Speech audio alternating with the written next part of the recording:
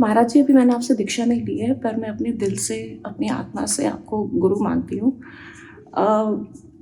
मैं कुछ टाइम पहले मतलब इतना कहना चाहती हूँ कि आत्महत्या कर लेती अगर मुझे आपका मार्ग नहीं मिलता तो।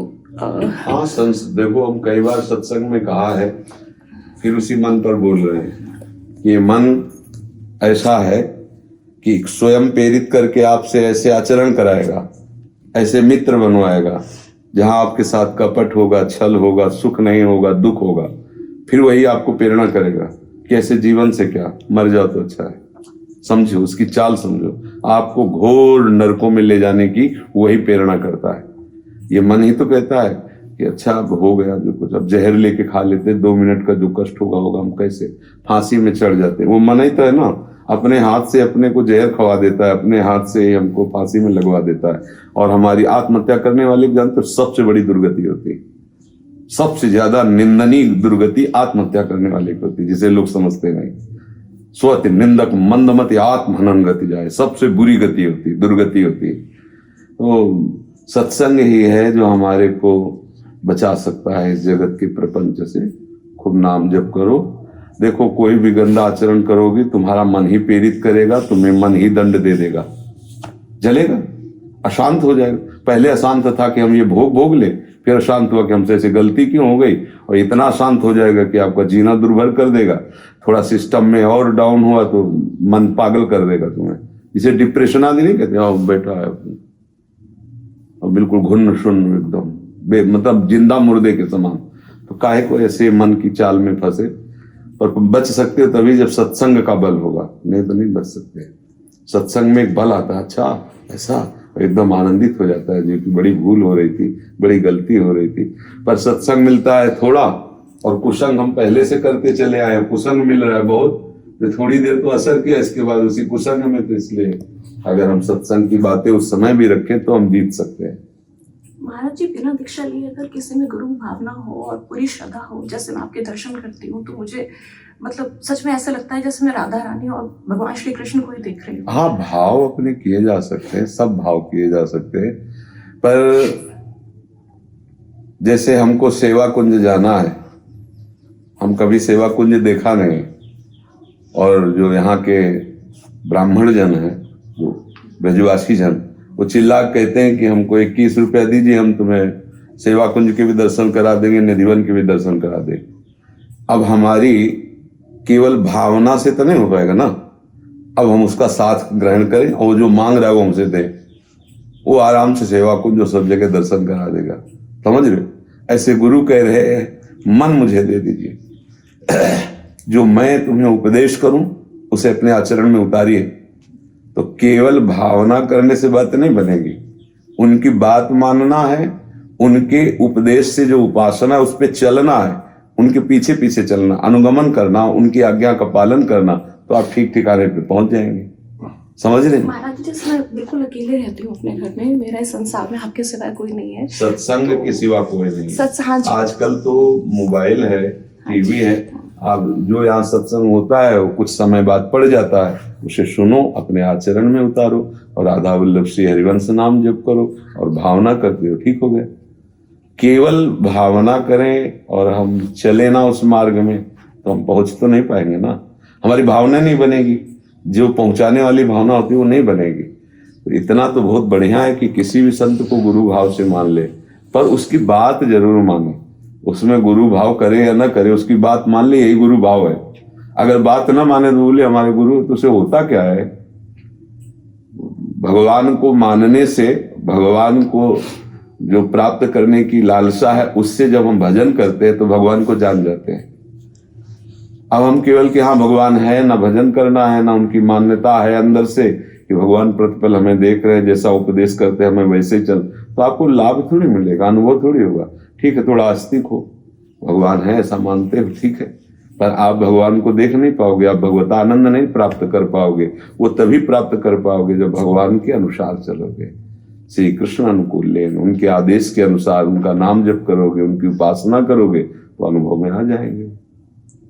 महाराज जी, आपका सत्संग वृंदावन आश्रय और जुबान पे राधा कृष्णा का नाम, यही इसे कोई आश्रय बनाया आपने जीवन का। महाराज जी, एक मार्गदर्शन चाहिए, मुझे डर लग रहा है, मैं बोल नहीं पा रही हूँ, मैं लिख के लाई हूँ, आपको दे सकती हूँ अगर आपकी आंखें हो। ये पढ़ के बता रहे, हमारी आंखें थोड़ा कमजोर हो गई डायलिसिस से, तो चश्मा लगाना पड़ता है, वो हमें अच्छा नहीं लगता। सद्गुरुदेव भगवान के चरणों में मेरा अनंत कोटि प्रणाम। आपके सत्संग में सुना है कि आश्रय दो तरह का होता है, मलिन और निर्मल।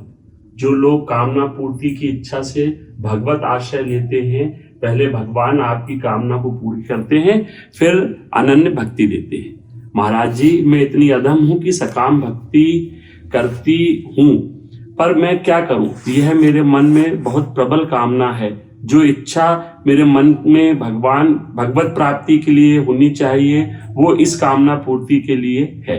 महाराज जी, मैं एकांत में 3-4 घंटे भजन करती हूँ। पिछले 4 महीने से हर पूर्णिमा पर बिना कुछ खाए पिए और 7 कोस तक परिक्रमा मार्ग में बिना कहीं बैठे गिरिराज जी की परिक्रमा करती हूँ।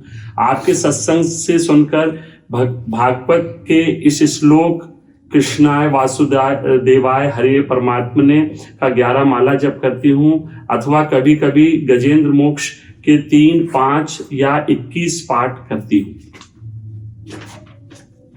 सद्गुरुदेव भगवान, मैं शिव जी से बोलती हूँ कि या तो मेरी इस कामना को मेरी आखिरी सांसारिक कामना समझकर पूर्ण कर दो, या फिर इसको मेरे मन से मिटा दो। और इस कामना पूर्ति की मेरे मन में जो इतनी प्रबल इच्छा है, जो इस कामना के प्रति मोह आसक्ति है, उस आसक्ति को अपने चरणों में लगा। बहुत सुंदर, बहुत सुंदर, ठीक है, बिल्कुल करेक्ट है, आप ठीक चल रहे हो, अच्छी भावना है, बिल्कुल है, पर उसमें हठ नहीं करना है। महाराज ना कामना पूर्ति होती है, इसमें लिखा है महाराज जी, ना तो मेरी सुनो, इसमें हमको ये तुरंत रिजल्ट नहीं देखना है। जब हमको पूर्ण विश्वास है तो मंगल भवन है, वो जो करेंगे अच्छा करेंगे। तो हमारी कामना नहीं पूर्ति हो रही, तो इसका मतलब हमारी कामना हमको नष्ट करने वाली थी, हमें बांधने वाली थी, हमें संसार में धोखा दिलाने वाली थी, इसलिए मेरे प्रभु नहीं पूर्ण कर रहे। रही आसक्ति की बात, तो अभी अहम में समर्पण नहीं हुआ। जब तक वो अहम रहेगा तब तक ये जलाती रहेगी, आपको रुलाती रहेगी, और जब अहम चूर चूर हो जाएगा तो ये हवा हो जाएगी, पता ही नहीं चलेगी। समझ लो, जब तक अहंकार है तब तक ये तुम्हें जलाती रहेगी, रुलाती रहेगी, बार बार आपके मुख से निकालवाना चाहती है कि मैं प्रभु आपकी शरण में, त्राहिमाम रक्षा करो, प्रभु मेरी रक्षा करो, बार बार बार बार। अहम जब चूर हो जाएगा तो एकदम शांत हो जाएगा, एकदम शांत हो जाएगा। बस चल ठीक रही हो, ऐसी भावना, कोई गलत कदम मत उठाना, कोई अपने आप मनमानी मत करना। जो विधान प्रभु का होगा वो मंगलमय होगा। अगर कामना पूर्ति से आपकी भक्ति बढ़ेगी तो करवा देंगे, अगर पूर्ति से बाधा हो जाएगी तो इतने लाडले हैं कि फिर अगर आपने शरणागति स्वीकार की हृदय से तो फिर वो आपका पतन नहीं होने देंगे। चाहे जितना आप उनको गाली भी बके तो नहीं पतन होने देंगे, वो ऐसे कृपालु है। महाराज जी, होता क्या है ना, इतनी ज्यादा आसक्ति होती है। अब ऐसा हुआ है इतने टाइम से आपका सत्संग सुन के, अब मैं ये बोल पाती हूँ कि ये आसक्ति अपने चरणों में मोड़ दो। पहले कोई कहता था ना कि ये आसक्ति भगवान में लगाओ, तो मैं कहती थी कि यार भक्ति नहीं पूरी। देखो, एक छोटा बच्चा जब प्लास्टिक की कार और खिलौनों से खेलता है ना, माँ अगर हटाना चाहती है तो माँ को बहुत बुरा समझता है, समझ रहे। वही बच्चा जब सयाना हो जाता है तो अपने उन्हीं खिलौनों को देख के हंसता है कि माँ मना करती थी तो मैं नाराज होता था, इनसे खेलता था। कैसा मैं बालक था, वो खुद सोचता है। अब जैसे जैसे सत्संग से आपके अंदर विवेक आएगा, आप अपनी बात पर खुद हंसेंगे कि मैं प्रभु से क्या मांग रही थी, क्या चाह कर रही थी। जैसे जैसे आपका ज्ञान प्रकाशित होगा, अभी हम सब बच्चे ही तो हैं, ये माटी के खिलौनों को खेल करके सुखी होना चाहते हैं। सब माटी के खिलौने ही तो है, कब कौन सा खिलौना फूट जाए, ये कोई सच्चिदानंद खिलौना थोड़ी। और हम इसी को भगवान की कृपा मानेंगे कि हमारे को हमारे अनुकूल खिलौने मिल जाए। वो छोटा बच्चा जैसे ले कि मम्मी मुझे गुनगुना चाहिए, अब नहीं मुझे, वो कह रही दूध पी लो, आप हमारी गोद में, नहीं मुझे वही चाहिए, तो क्या करे फिर वो हट करके वात्सल्यमयी है तो दे देती कि खेलो। और जब उसको खेलने में सुख नहीं मिलता तब फिर माँ की गोद की तरफ दौड़ता है। तो प्रभु ऐसी माँ है वो खेलने में समय ही नष्ट नहीं होने देते। नहीं, नारद जी ने श्राप दे दिया, स्वीकार कर लिया, लेकिन उन्हें खेलने के लिए खिलौना नहीं दिया। पढ़ के देख लेना चरित्र, बहुत कृपाल है प्रभु। अगर ऐसा विधान वो देख रहे कि आपकी मांगी हुई जो कामना है उससे आपकी भक्ति में बाधा नहीं पड़ेगी, आपको क्या पता। मतलब किसी भी व्यक्ति वस्तु स्थान को समझ रहे, अगर ये मिल जाए तो मैं सुखी हो जाऊं, तो पता नहीं वही तुम्हारे दुख का कारण है, तुम जान नहीं पा रहे, और प्रभु सर्वज्ञ है, वो नहीं होने देंगे, क्योंकि आप उनकी शरण ले लिए हो। वो आप अल्पज्ञ हो लेकिन वो तो सर्वज्ञ है ना। तो हमको ऐसी भावना प्रभु के चरणों में रखनी चाहिए, जैसे रखोगे प्रभु मैं आपकी ही हूँ, पूरी करो, मिटाओ ना मिटाओ, बस मैंने तो ठान लिया अब मैं आपकी हूँ, तभी आप पार पाओगे। लेकिन माया ऐसे ऐसे आपके अंदर संशय पैदा करती रहेगी कि वासना भी नहीं मिटी और भोग भी नहीं मिले और प्रभु भी नहीं मिले तो जीवन ही बर्बाद हो गया। ऐसा नहीं। महाराज जी, आप कहते हैं मोह ममता जो है ये बहुत दुख का कारण है, मुझे क्षमा करना, मेरे मन में एक प्रश्न है, अगर गलत कह रही हूँ तो पहले ही माफी मांगती हूँ। जैसे हम रामायण पढ़ते हैं या अपने शास्त्र देखते हैं महाराज, उसमें सब मोह ममता ऐसा लगता है जैसे राम जी को सीता जी के प्रति तुम्हारे अंदर है, तुम्हारे अंदर, इसलिए तुम्हें दिखाई देता। राम जी को सीता जी से ममता है क्या? सीता जी कैसी भक्त हैं पहले ये देखो। भगवान भक्त से प्रेम करते हैं ना, सीता जी कैसी भक्त है। नाम पहारू दिवस निशि, ध्यान तुम्हार कपाट, लोचन निज पद्र जंत्रित जाहि प्राण के बाट। अगर प्रभु का स्वभाव है, अगर तुम 10 बार कृष्ण कृष्ण बोलोगे तो 1000 बार वो तुम्हें याद करेंगे, वो तुमसे पीछे नहीं है। तो अगर सीता जी प्रभु से ऐसा प्रेम करते हैं तो प्रभु भी ऐसा प्रेम करते। हे खग, हे मृग, हे मधुकर श्रेणी, तुम देखिए सीता मृग नैनी है। सारा संसार राम राम सुमिरता है और राम जी भरत जी का सुमिरन कर रहे हैं। जब प्रयाग में स्नान करें, भरद्वाज जी से भरत जी पूछते हैं क्या प्रभु हमको प्यार करते हैं?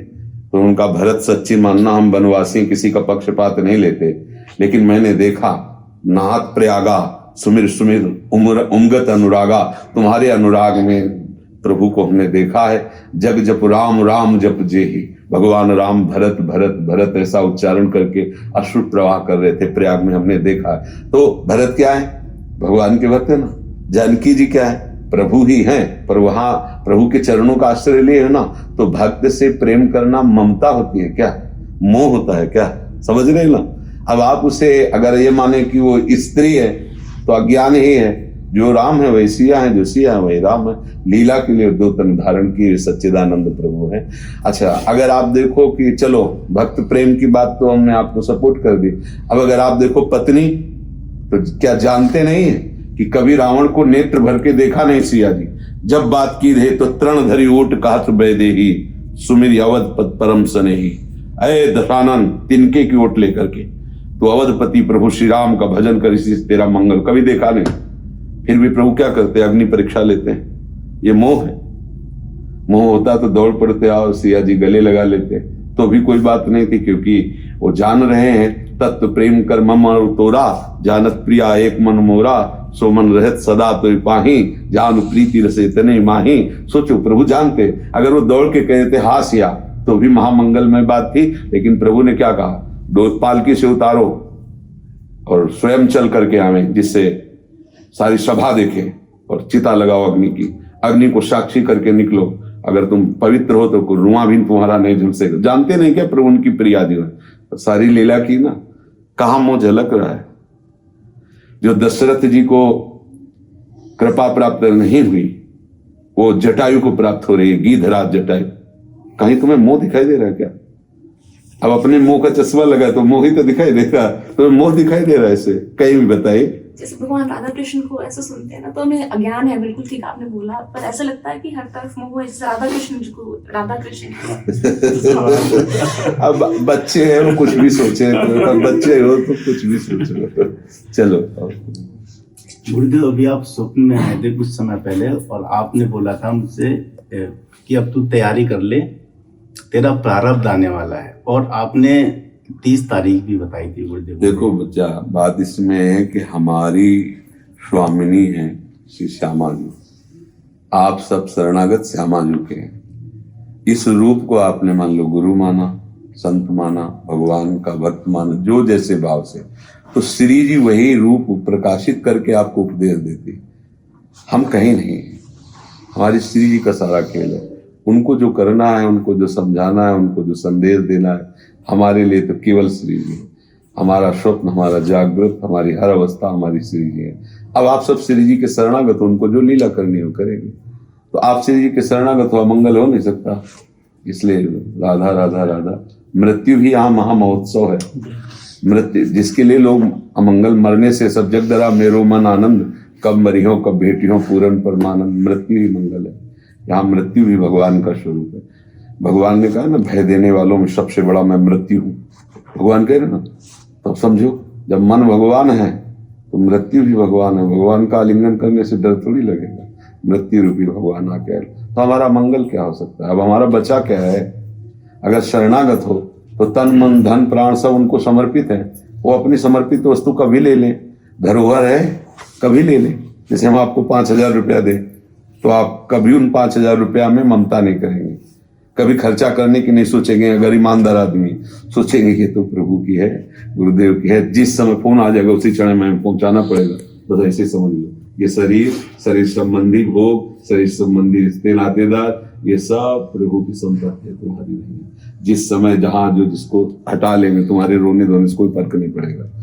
तो उनकी वस्तु है, तो अब हम क्यों चिंता करें कि पता नहीं कोई अमंगल हो जाए, कोई प्रारब्ध। हमारा प्रारब्ध क्या बचा है? हमारा प्रारब्ध श्री जी है, हमारा वर्तमान क्रियमाण भी श्री जी है, हमारा संचित भी श्री जी है। अब श्री जी के सिवा हमारा कोई नहीं। शुद्ध शरणागति पे उतरो तो कोई भय ही नहीं रह जाएगा।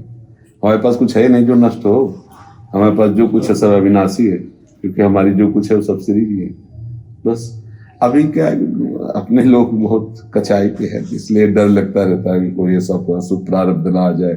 ऐसा एक बात और समझ लो, कोई संकेत करे या न करे, अब हमारी थोड़ी बात कड़वी निकलेगी, तुम मरोगे हम मरेंगे, ये सारी सृष्टि नष्ट होगी, उसका समय है। अब उसके लिए न किसी का आशीर्वाद काम करेगा, न किसी का यहाँ जादू काम करेगा। तुम भी मरोगे, हम भी मरेंगे, सब यहाँ मरण धर्म है, सब कुछ नष्ट होगा। ये दिमाग में बैठा लो अगर भगवत मार्ग में चलना चाहते हो। संसारी बैठालते नहीं, यद्यपि वो भी जानते हैं, जब किसी का सौ ले जाते हैं तो वो गाते हैं राम नाम सत्य है, सत्य बोलो। अब ये गा तो रहे कि गति केवल राम नाम ही है, यही सत्य है, पर फिर उसी प्रपंच में फंसे, उनको ज्ञान नहीं हो रहा कि आप क्या बोल रहे हो जाते समय, यार सत्य है तो भगवान का नाम है और यही परम गति है। पर कहाँ समझ में कहाँ पाया उनको? तो ठीक से समझ लो कि यहाँ जो कुछ है सब नाशवान है। बस आप आए हो अपने सच्चे कर्म करके, भगवत अर्पित करके भगवान को प्राप्त हो जाओ। बस यहाँ कुछ टिकेगा नहीं, चाहे जितना दान पुण्य कर लो। जिस लड़के को जिस समय जाना है उस समय जाना है, जिस अंग को आपको जाना वो अंग चला जाएगा, आप नहीं रोक पाओगे। जिस समय जिस वस्तु को नष्ट होना वो नष्ट हो जाएगी, फिर क्या परवाह करना, जिस समय जो होना हो ही जाएगा। राधा राधा राधा। हमें दुख होता है कि अभी मान लो आ जाए कि 5,000 करोड़ की बिल्डिंग गिर गई, दुबई में गिर गई, आपको क्या लगेगा? यार कितने तुम पागल हो, हम बैठे हैं सत्संग में, तुम बात कर रहे हो 5 करोड़ की। अगर आपका 5,000 का कोई कमरा दरक गया है ना, और फिर बताया जाए कि अभी 5,000 का, तो अच्छा आपके होश खराब क्यों? क्योंकि वो आपका था, वहां आपका कोई था नहीं। मानने से ही तो है ना कि ये मेरा है। बस ये सब कुछ प्रभु का ऐसा मान लो तो अभी गिर जाए अभी बन जाए, आपको कुछ फर्क नहीं पड़ेगा। न हर्ष होगा न शोक होगा। वही महात्मा है जो द्वंद्वों से ऊपर उठा हुआ है। बस ये बात समझना है, पर बहुत कठिन समझ है। अगर ये आ गई तो फिर क्या खेला है। अगर व्यवहारिक दृष्टि से देखे तो भाई क्या बात है, लेकिन परमार्थिक दृष्टि से देखे तो लाभ क्या मिल रहा है? अहम ही तो कुछ हो रहा है। परमार्थ का लाभ तभी है जब अहम गलित हो जाए। ये जल्दी समझ में नहीं आता। परमार्थ जो है बिना गुरु कृपा के समझ में नहीं आता। वो इस अहम में कि बिना बैठे हम गिरिराज जी की परिक्रमा, इतने गजेंद्र मोक्ष का पाठ, इतना ये इतना, अब ये सब करते हुए और कह जैसे है नहीं कि हमारी कामना पूर्ति नहीं होती, हमारी आसक्ति, क्योंकि कामना जहाँ है, आसक्ति जहाँ है, उस अहम को तो आप और पोषित कर रहे हो, महल तो और बढ़िया बना रहे, तो ये सब विकार उसी में तो रहते हैं। अब ये रात से समझ में थोड़ी आता। अब एक अहम बैठा हुआ है। अब अगर किसी गिरिराज जी की तलहटी की लता के नीचे बैठकर 5 मिनट जप करते हुए रोए, उसका तो अहम थोड़ी बनेगा, और वो सीधे प्रभु की भक्ति इसीलिए बिना सत्संग के नहीं हो सकती। बिना संत महात्माओं के वाणी के अनुसार चलने के सिवा कोई रास्ता नहीं बचता। उसे अहम में पुष्ट हो रहा है सभा में कि ऐसा ऐसा हम ऐसा। क्रियाओं से कुछ नहीं होता, कुछ नहीं होता, ये बात समझ लीजिए। क्योंकि आप कहोगे कुछ क्यों नहीं होता, तो क्रियाओं से शुभ होता है। तो आपसे बहुत अशुभ तो हो रहा है ना, तो सुबह अशुभ के पचड़े में तो हम फंसे हुए हैं, कभी दुख कभी सुख, कभी सुख कभी अशुभ। अरे कोई ऐसा मार्ग पकड़ो जिससे ये दोनों नष्ट हो जाए और सदैव आनंद बना रहे, पाप और पुण्य दोनों नष्ट हो जाए, शुभ और अशुभ दोनों नष्ट हो जाए। अशुभ जो है वो लोहे की जंजीर है और शुभ जो है सोने की जंजीर है, लेकिन बांधने का काम तो दोनों कर रहे हैं। मुक्त तो हम हुए नहीं ना, पर ये मुक्त होना कौन चाहता है? सबका प्रयास ये रहता है कि हमसे ऐसे दान्य पुण्य बन जाए कि जो हम पाप करते हैं वो नष्ट हो जाए, हमें कभी दुख ना हो। असंभव। अगर शुभ का कर्म जो आपने किया है उसका फल है, तो अशुभ जो कर्म किया है वो बिना फल दिए नष्ट नहीं होगा। अवश्य में भोक्तव्यम कृतम कर्म शुभाशुभम, भगवान की वाणी है। अगर बचा जा सकता है तो एक ही उपाय है, भगवान की शरण में हो जाओ, तो वो दोनों खत्म कर देंगे आपकी, न शुभ न अशुभ। शुभ में जैसे स्वर्ग आदि लोक गए, अशुभ में नरक आदि गए। शुभ अशुभ दोनों का बचाव पक्ष रहता है, तो यहाँ गए मृत्यु लोक में आ गए, अलग अलग लोक का। और भगवान की शरण में होकर के हमसे जो भी शुभ अशुभ बने या बनेंगे, वो करुणा निधान पर गुण अवगुण जितने भी हैं वो हमें बांध नहीं सकते, क्योंकि हम प्रभु की शरण में फिर वो सम्मान करते। ये बात समझ में जल्दी है। हम मन के द्वारा प्रेरित होकर शुभ कर्म भी करते हैं, बड़े बड़े हत्यारे भी शुभ कर्म करते हैं, वो देवी में घंटा चढ़ाते हैं, ऐसा वैसा सब। कोई बड़े बड़े चोर डाकू ये भी तो शुभ कर्म करते हैं। ऐसा नहीं कि कोई भी सृष्टि में नहीं जिससे केवल शुभ हो या केवल अशुभ हो, ऐसा नहीं हो सकता। प्रकृति है 3 गुणों के द्वारा बनी, सतोगुण रजोगुण तमोगुण। तो बड़े बड़े जो शुभ कार्य करने वाले, जब तमोगुण आता है तो उनसे भी अशुभ बन जाता है, जब रजोगुण आ जाता है उनसे भी भोग चेष्टाएं हो जाती है, क्योंकि गुण धर्म का प्रभाव है। भगवान की भक्ति इन गुणों से ऊपर उठा देती है, त्रिगुणातीत कर देती है। अब वो एक रस है, अब वो गुणों के प्रभाव से विचलित नहीं हो सकता। जब वास्तविक भक्ति आ जाएगी, अब उसे कोई बांध नहीं सकता, तभी वो आनंद में रहता है। पर इस आनंद को पाना कहां कोई चाहता है? अंदर की बात बता रहे हैं, लाखों में एक की बात हम नहीं कहते, लाख में नहीं, लाखों में एक की बात हम नहीं कहते, बल्कि सबकी बात कह रहे कि हमारे शुभ कर्म हो। शुभ कर्म का फल ये हो कि जो हमारी वासना से अशुभ कर्म हो रहे हो वो क्षमा हो जाए, वो गलती क्षमा हो जाए, और मैं कभी दुख ना पाऊं, जैसा चाहूं वैसी सुविधा बनती रहे, बस बढ़िया सुख पूर्वक जीवन हो। ये लाखों में एक की बात नहीं, सबकी बात है। एक कोई ऐसा होगा कि चाहे जितना कष्ट मिले, बस इस जन्म में प्रभु मिल जाए। मैं मुक्त होना चाहता हूं, झंझट से मुक्त होना, ये छल कपट रूपी संसार से मैं मुक्त। कोई बिरला एक होगा, नहीं तो लाखों की अंदर की भावना यही होती है कि आप जो कहो मैं करने के लिए तैयार हूं, हमारा परिवार सुखी रहे, हम जैसा चाहते हैं वैसा हम जिए, हमें कोई दुख ना आवे, कोई परेशानी ना आवे। ये जो लाखों की भीड़ लगती है ना, ये उसी में लगती है, लाखों की भीड़। हम तुम्हें ऐसा मंत्र देंगे कि धनवान हो जाओगे, हम तुम्हें ऐसा मंत्र देंगे कि कोई दुख स्पर्श नहीं करेगा, और उसी से पूछो उस मंत्र देने वाले की जो ठेका ले रहा है कि तुम्हारी इच्छा धन के है कि नहीं। अगर इस मंत्र से धनवान ऐसे हो जाते कि इच्छा न होती, तो आप पहले हो जाते। अगर आपके पास ऐसा कोई मंत्र है कि आपको दुख ही नहीं मिलेगा, तो आपको तो कभी होना ही नहीं चाहिए था। आपके पास तो कई मंत्र होंगे, लेकिन इस मार्ग में जो सच्चे मार्ग के पथिक होते हैं वो यही उपदेश करते हैं, यथा लाभ संतोष सदा काहू सो कछु न चाहूंगा। चाहे जैसी परिस्थिति हो, मुझे सहने की ताकत मिले, और उस परिस्थिति में मैं प्रभु को भूलू ना, कभी गलत काम न करूं, और सच्चे मार्ग का पथिक बनूं। चाहे जितना कष्ट मिले, मुझे इसकी कोई परवाह नहीं, वो सच्चे मार्ग का पथिक होता है। पर ऐसा कहाँ मांगा जाता है? सोचो ना, सब सोचो, अपने सब इसी विधान में लगे कि जो हम चाहें वो होना चाहिए। सच्चे मार्ग का पथिक अपनी चाह को प्रभु को समर्पित कर देता है। बात देख लो प्रभु, अब हमारा तो हो गया, जो कुछ होना था हमसे नहीं हो पाएगा, आप ही हमारे हो। हमारी चाह कभी पूर्ण न हो, आपकी चाह की सदैव जय हो। आप जैसा चाहो वैसा ही हो, और ये मैं स्वीकार करूं, मुझे आप चाहिए। अब ये कोई लाखों में एक चाहता है, कोई लाखों में। ये बड़े भाग्य की बात है जिसके मन में बात आ जाए। मासी, फरवरी से मैं आपसे जुड़ा हुआ था 2021 से, और आपके प्रवचन सुन के मतलब अंदर से त्याग और वैराग्य की भावना आ रही। प्रभु जी ऐसा सहयोग बना कि गृहस्थ जीवन में प्रवेश करने का सहयोग बन रहा है। तो तो महर्षि गृहस्थ जी में प्रवेश करने से क्या सावधानियां रखनी चाहिए जिससे भगवत प्राप्ति में कोई बाधा ना आए? पहली तो बात यह है कि हर सावधानी हमारी है कि मैं प्रभु का हूं, कभी किसी को अपना नहीं मानूंगा। पत्नी हो, पुत्र हो, परिवार हो, सब है भगवान के द्वारा सब रचा हुआ विधान है। मेरे भगवान इन सब रूपों में आकर हमारी जो इच्छाएं हैं उनको पूर्ण करने के लिए रूप धारण किए हुए, और सत्य विषय भगवान के सिवा कोई है नहीं।